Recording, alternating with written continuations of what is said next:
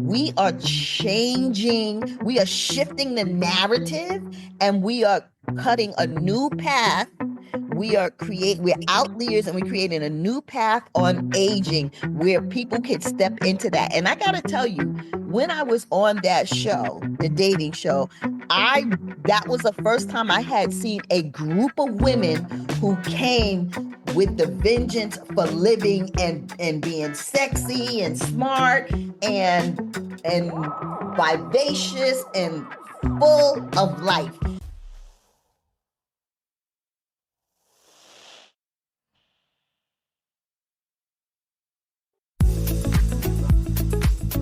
Hi, I'm Lynnis Woods-Mullins, and I love to help women to vibe, to be more vibrant, intuitive, beautiful, and empowered in midlife. So come on, let's vibe.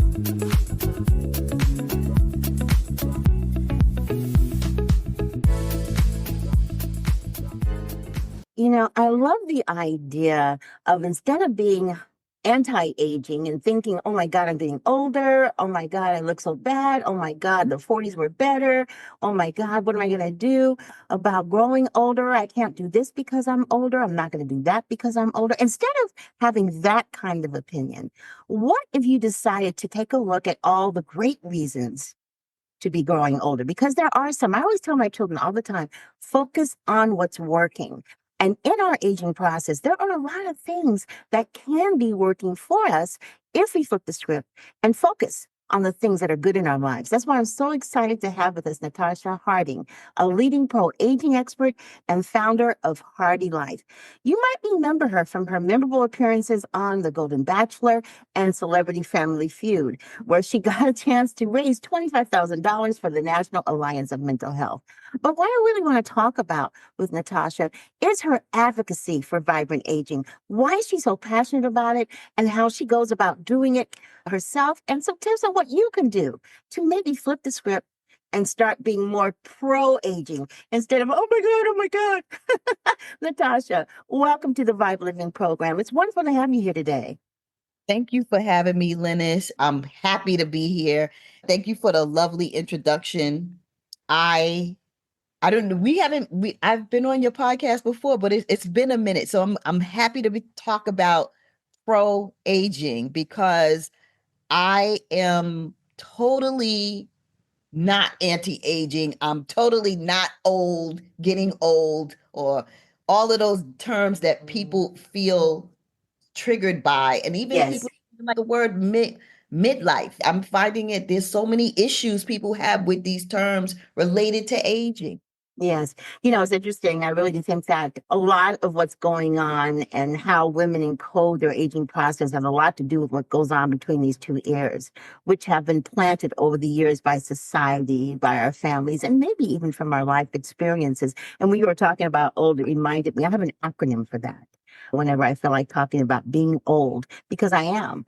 I am outstanding, limitless, and divine. I'm old. I love it. Yes, I love it. Outstanding, limitless, and divine. Talk Okay. about flipping the script and redefining, but that's kind of like where you got to be in order to still thrive in this process. Not because you're feeling older, because a lot of women might have this thing about becoming older, but they might be feeling okay. But it's what's going on in their thought processes that make things seem difficult.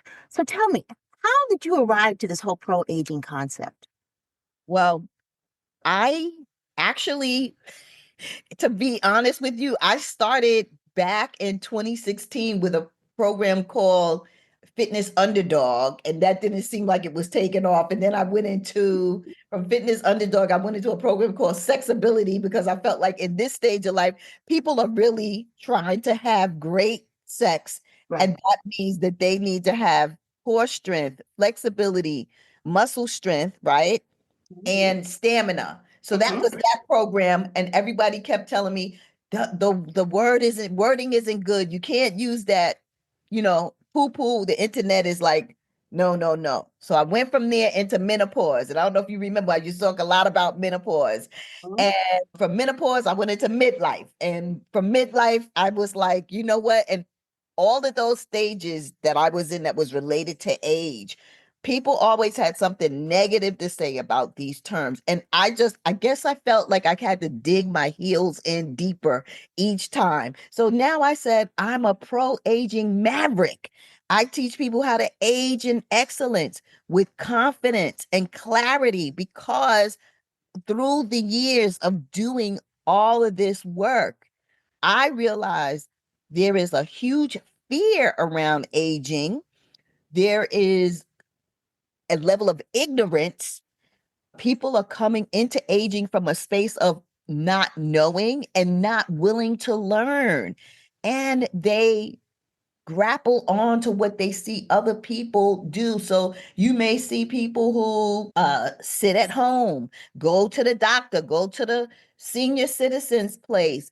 All they talk about is medicine and what kind of illnesses they have, or they're relegated to taking care of their grandchildren or a sick spouse or a sick relative. And so those things put you in a box. And I'm 62 and I'm not trying to go to the senior citizen center. I'm not interested. I love all the senior citizen perks, but I'm not trying to go to the senior citizen center. I'm not interested. I have a full life. I have a client that's 91 and she doesn't go to the senior citizen center. So I That's mean, amazing. that's I I'm hear you. It's crazy. interesting. So that's how I got to it. I was like, that's not my those old people, that's not how I want my life to go. I don't that's not what I'm looking to live a full life. And I feel like people like you, people like me and other people in our demographic that's living a full life, we are changing, we are shifting the narrative and we are cutting a new path. We're outliers and we're creating a new path on aging where people can step into that. And I gotta tell you, when I was on that show, the dating show, I that was the first time I had seen a group of women who came with the vengeance for living and being sexy and smart and and vivacious and full of life. That's the first time I saw so many women that was living into that, opposed to the other way. And the women in our group went from 60 to 74. So we're talking a large number. The whole thing is back to what you were saying about the space between your ears, which is 6 inches. It's based on the 6 inches between your ears, and it's the 6 inches that really count. Ah, well, I hope more than 6 inches, but I hear you. Now, what was that like working with women that had some of the same similar philosophies of you, since that is somewhat unusual still? What was that like? It was refreshing because I didn't women when I was on that show, women spoke about their life experiences. So of course, Joan, she lost her husband to, I think it was cancer. And also you had people on there talking about their children who had been through maybe addiction and they had to work through that. Other people who lost their spouses. Kathy talks about her husband committed suicide. Mm. Susan has a does hair. So in her Susan and Kathy now do the podcast, but Susan's doing hair and she still has a vibrant life. She has clients, she does hair, she does makeup, she officiates weddings. She's looking for things to do. Mhm. And then you had April, who basically is a therapist and is still therapisting, but she's still doing her thing. So when Mhm. you hear all the things, and you have women who overcame cancer, who's been through divorces, who's changed careers, who's met a lot of adversity, like myself, and we choose to live on. And that's what was so amazing about that experience of all Mhm. those women. It felt like we had so much in common, even if we didn't share the same commonality. What we did share was a thirst for living A and thirst for life, living. and still even understanding that although you have life altering experiences, you still can thrive. still can thrive. Absolutely. And it's interesting because there are 1,000 stories in the naked city, as they say. And it's interesting because if we were really taking a look at our commonalities as we age, we have been through a lot. We have a lot of wisdom to share and a lot of wisdom within ourselves to help guide us in a different kind of aging journey. But for some reason, there are some women who get stuck in that quagmire of what aging is supposed to look like based upon what everybody else thinks. How can they break out of that? What are some steps that they can kind of begin to flip the script and begin to have a more positive aging experience?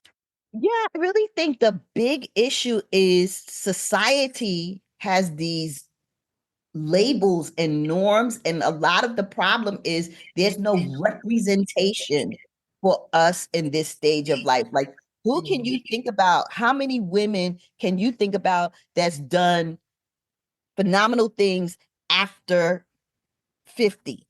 Or after 60, or I mean, there's a lot of us, and but they're not amplified. So we They're don't not the amplified. issue is that we don't have representation. When the oldest fashion icon was Iris Apfel, and she died at 103 doing fashion stuff. It's like we don't understand. Oprah became a billionaire in her, I think in her late 60s, early 70s. We have women like Martha Stewart is a self-made Mhm. billionaire. It's like when you start looking at people, women that are making it, you'll see you don't have to sit back. So what do you have to do? You have to defy the norms. We actually, as women, are spending $19 trillion globally. That is bigger than a third world economy. We are spending money.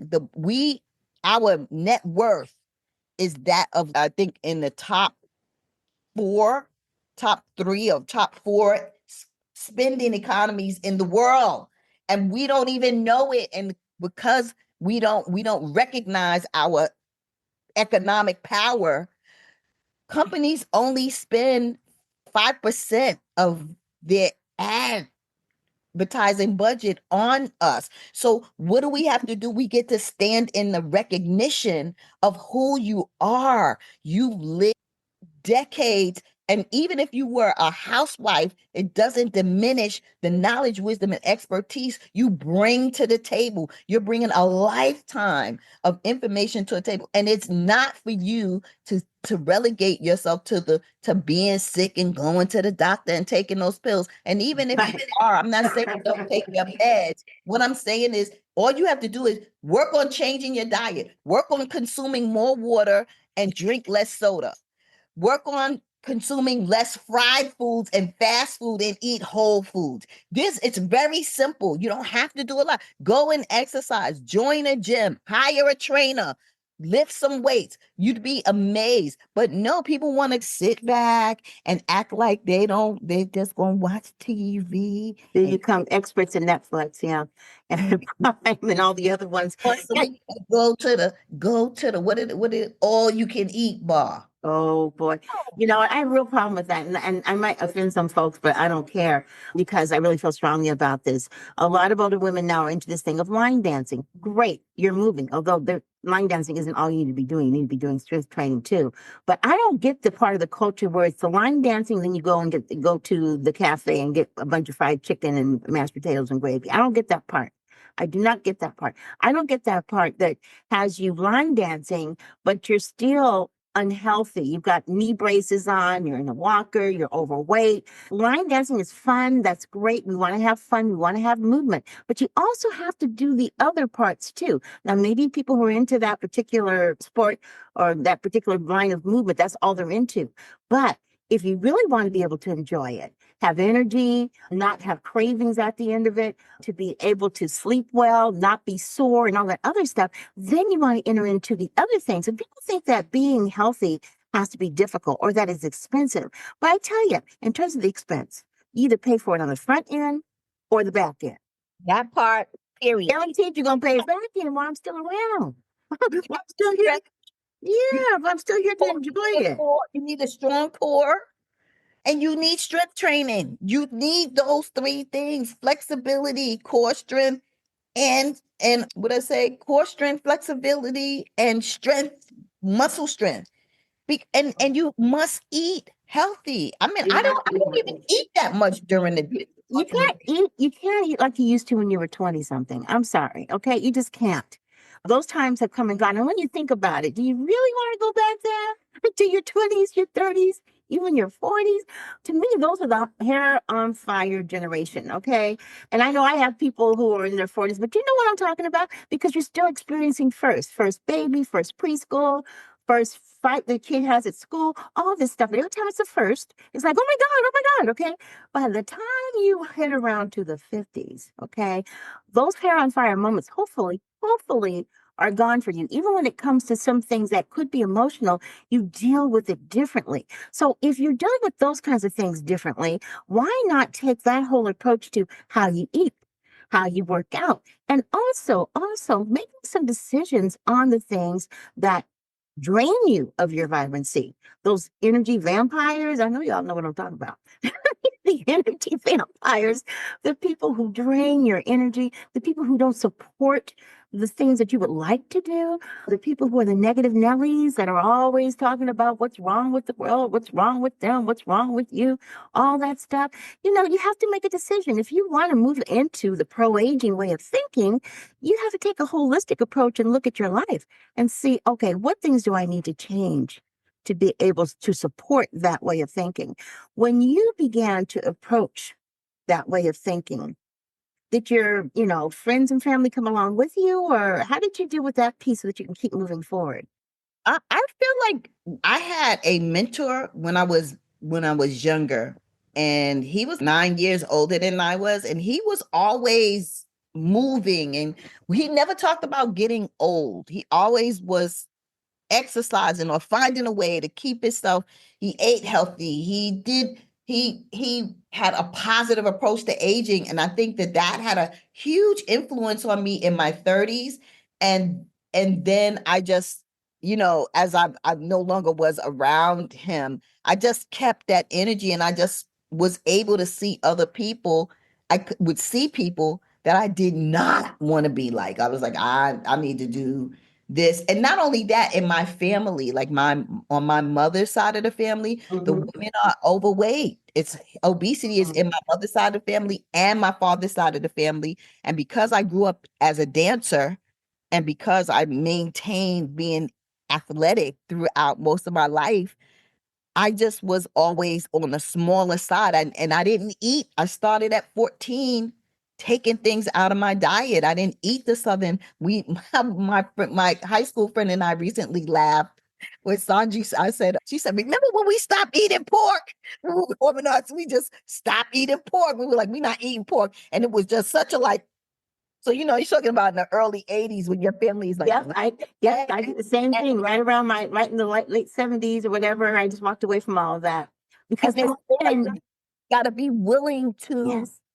have those types of things. It's never too late, but you gotta really get on it and get to it and be committed to it. It's a commitment. I hardly drink alcohol. I was watching this movie last night on television, and these people, they were in their 40s and they were in their 50s, and every time I turned around they had a glass of wine turned up. And that was people don't always turn up a glass of wine. I know so many people who don't drink in this age group that don't drink that much. I can't drink no more than one or two glasses of Hey, wine. girl, now these days, when I drink a glass of wine, there has to be a pillow somewhere.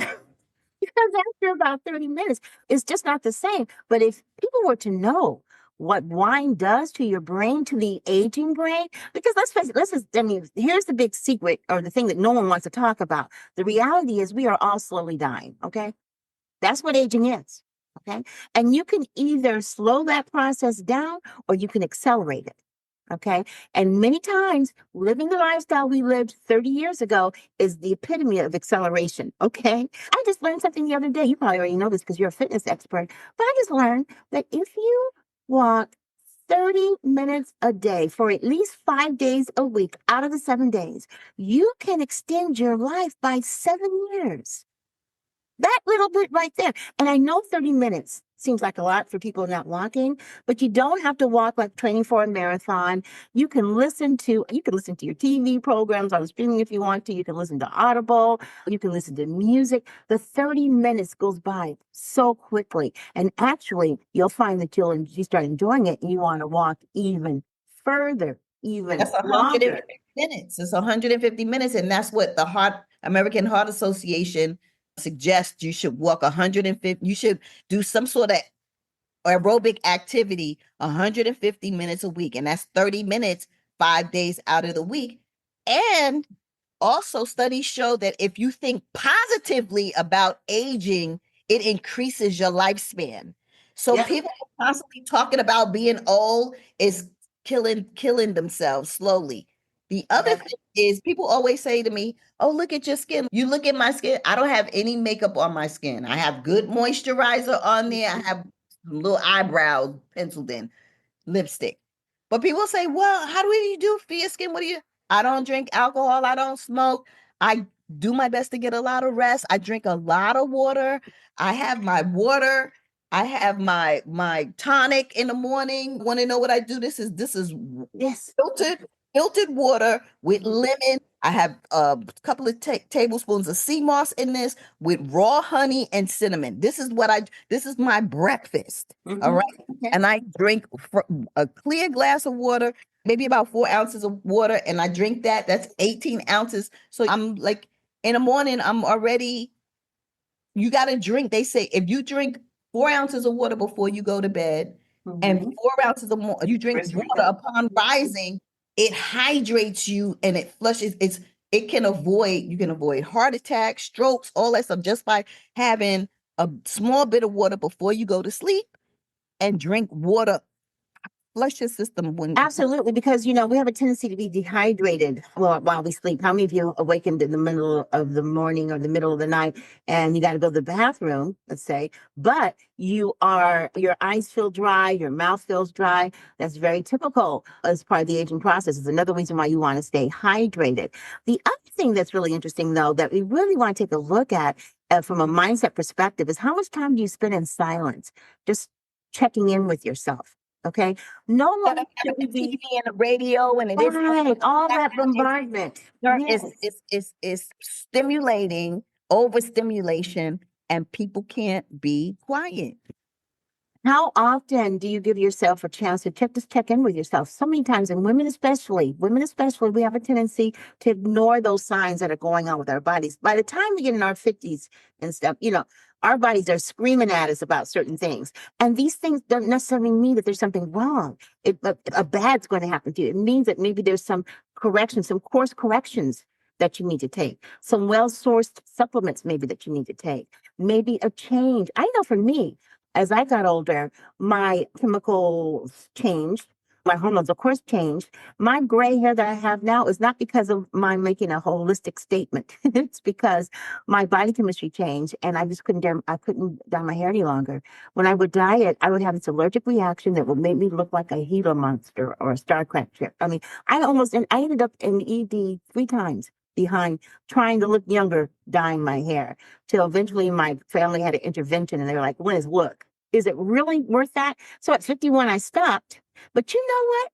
With this gray hair that I have, I get more compliments and more attention now being gray than I ever did when I was in my late 30s. So see, it's all about what's going on between the two ears in terms of the things that you tell yourself. Yes, that 6 inches that really counts, right? Yes, So 6 inches, that really counts. here's another thing, right? I will say this that I think is so majorly important, which is I find when women hit their 50s and 60s, and if they keep ignoring it, it comes up every so many years. You hit a point where you lose interest in things that you once had. This is what I really deal with women who come to me and they go, "What's next for me? What's next for me? I don't know what's next for me, or I'm no longer interested in it. I don't know what to do. I don't know."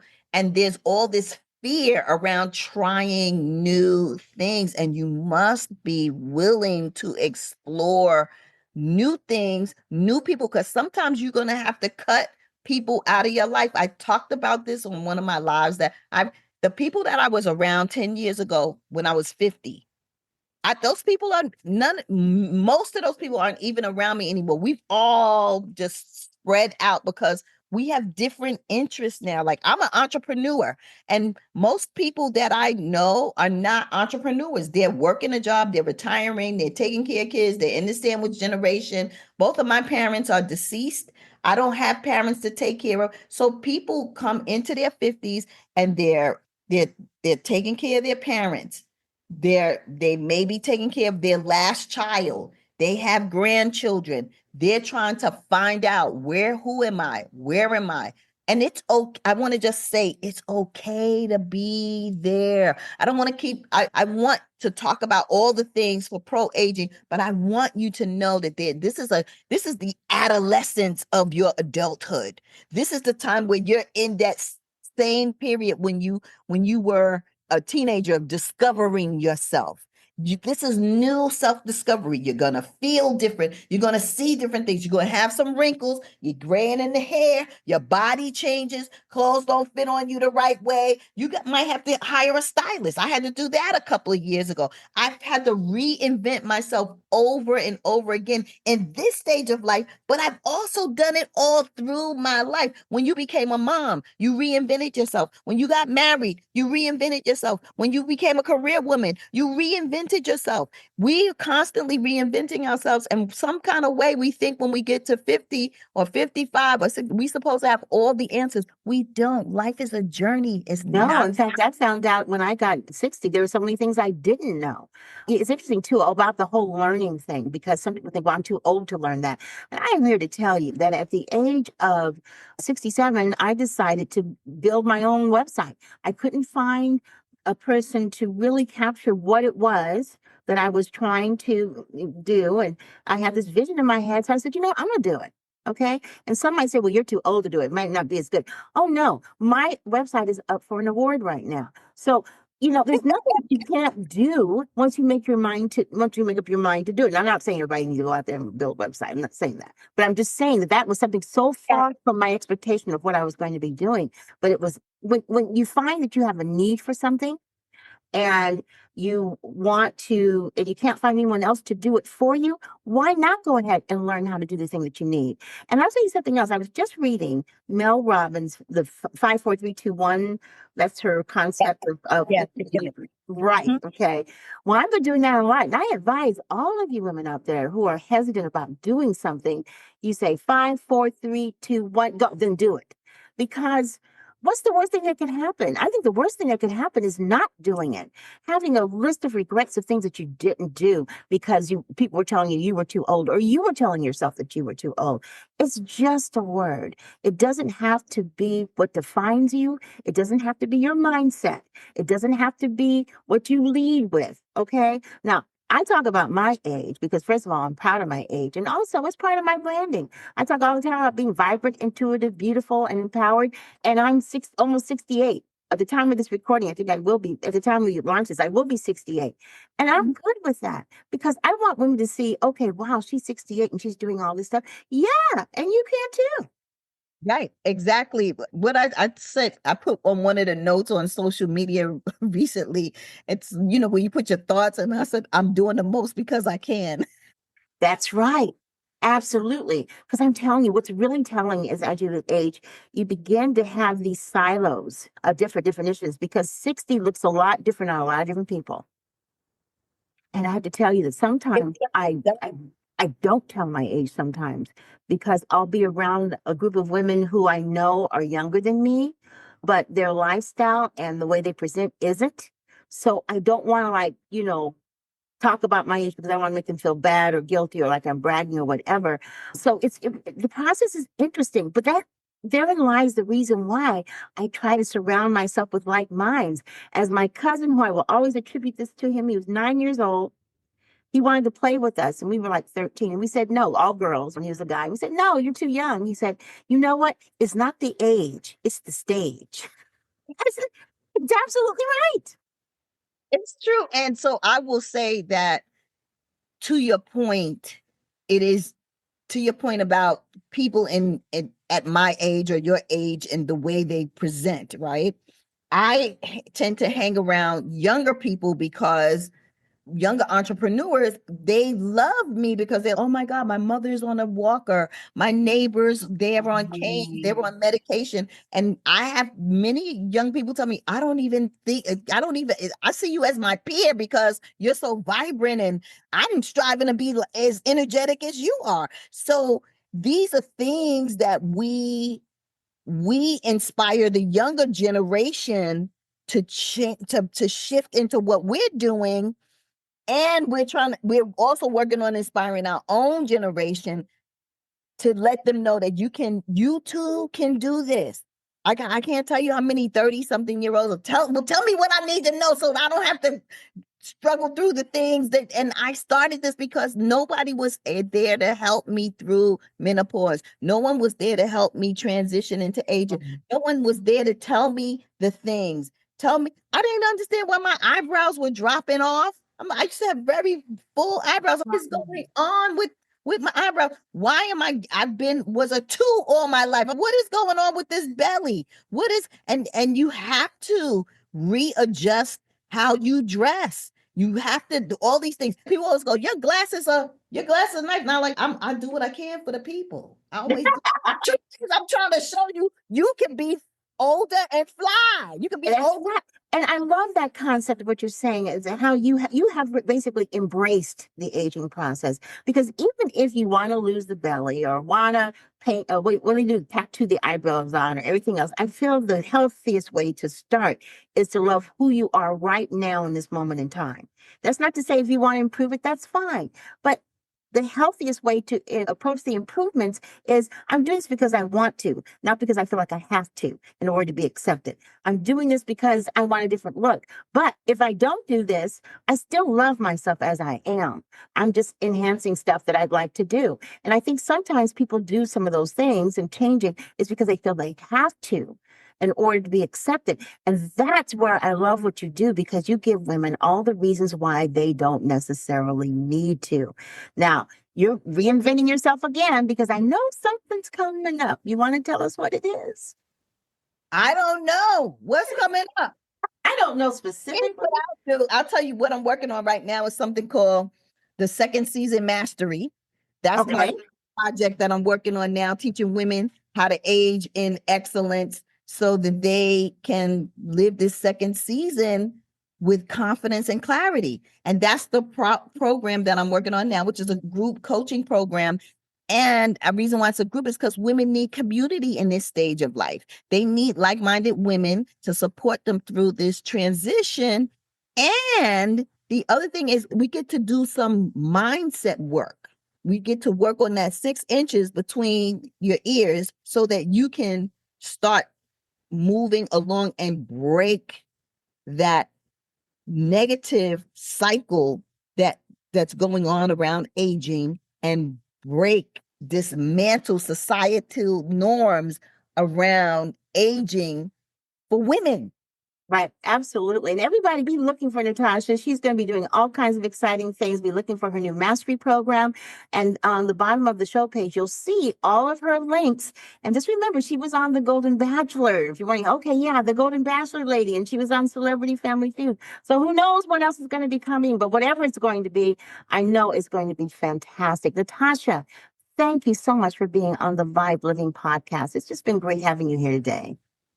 Thank you. I'm happy to be here. This has been such a robust conversation, and I'd love to come back and talk more, even in your Facebook group. And I also have a YouTube channel called Age in Excellence. Oh, fantastic. And all those links are on the show page. Make sure you follow her on her social media and be checking Natascha out. She got some things going on. Thanks so much, Natascha. Have a fantastic day. And all of you, thanks for listening. I know you can listen to a lot of different podcasts, so I certainly do appreciate you taking out the time to like the podcast, share the podcast, give me comments. Let me know what else you want to hear about. Have a fantastic day, everybody. And don't forget to V.I.B.E. Bye-bye.